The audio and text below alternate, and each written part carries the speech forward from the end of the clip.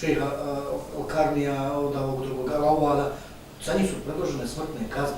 Zašto? Pa da, pa zato što je ovo jedan, to zapravo govori koliko je taj režim nemoćan.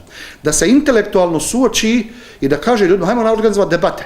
Izađite vi, šejh Selman ovdje, hodite vi, šejh Sudejs, koji javno hvali sada sa najsvetijeg mjesta Islama, sa najsvetijeg mjesta Islama jednog zulumčara, jednog velikog zulumčara. Jer najblaža forma za ovo Ibn Selman jeste da je zalim, da je tavi, da je zalim, dakle zulumčar, da je nepravedan, jel tako? On ga javno hvali, tamo je blagosilja, kaže da je mulhem, da njemu ilham dolazi od Allaha, da je muhaddeth, da njemu više sile.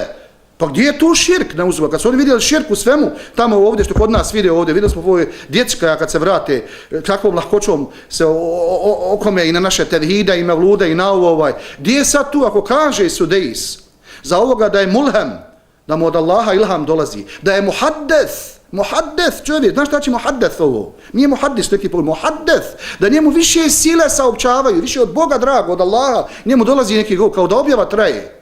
Još Gdje je tu da se kaže, hej, nije u redu. Ali, nažalost, to je jedan totalitarni režim koji ne trpi bilo kakvo drugačije mišljenje.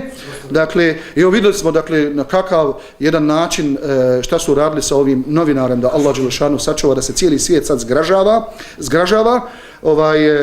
Dakle, da se, ono smo rekli u prvom dijelu ove emisije, dakle, pod zastavom, znači, dakle, na kojoj piše La ilaha illallah Muhammad Rasulullah se dešavaju takva, nešto sa čime islam časni nema i do te mjere da ljudi sada se boje Saudici da nose svoje pasoše, da ih negdje izvede, da ga na aerodromu ne popljuju, drugi ljudi popljuju bukvalno.